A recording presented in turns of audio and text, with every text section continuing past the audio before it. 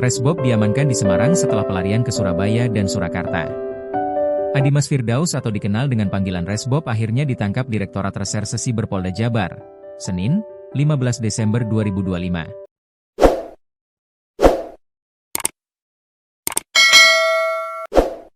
Resbob ditangkap di wilayah Semarang, Jawa Tengah setelah kabur ke sejumlah daerah. Resbob pun sedang perjalanan menuju Mapolda Jabar dari Jakarta.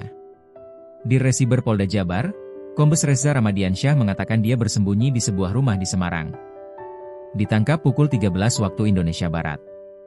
Dia sempat kabur ke Surabaya, Surakarta, dan Semarang.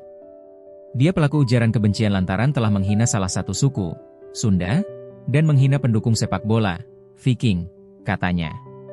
Adapun pasal yang diterapkan terhadap Resbob ialah pasal 28 ayat 2 UU ITE yang melarang penyebaran informasi elektronik yang mengandung unsur kebencian atau permusuhan terhadap individu atau kelompok tertentu berdasarkan suku, agama, ras, dan antar golongan, sara, atau hal lainnya.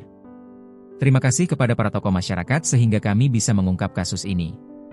Ada 2 orang lagi yang kami sedang lakukan pemeriksaan dan pendalaman. Sebab, pembuatan video itu tak dibuat sendiri melainkan ada 2 orang lainnya. Ancaman penjara hukuman 6 tahun, katanya. Sebelumnya, Resbob ditangkap aparat kepolisian di wilayah Jawa Timur. Resbob kemudian dibawa ke Jakarta untuk kepentingan pemeriksaan awal. Ya, Resbob sudah ditangkap di Jawa Timur. Saat ini yang bersangkutan dibawa ke Jakarta, sebelum nantinya akan dibawa ke Bandung, ujar Kabid Humas Polda Jabar, Kombes Hendra Rochmawan. Diketahui, Resbob baru-baru ini mendapat kecaman dari masyarakat karena dianggap melontarkan ujaran kebencian dan hinaan kepada pendukung Persib dan suku Sunda. Hal itu diujarkannya melalui percakapan dalam live streaming, dan rekamannya beredar luas di media sosial sehingga menimbulkan beragam reaksi dan kecaman. HP dititip ke pacar saat kabur hingga ditangkap di bandara.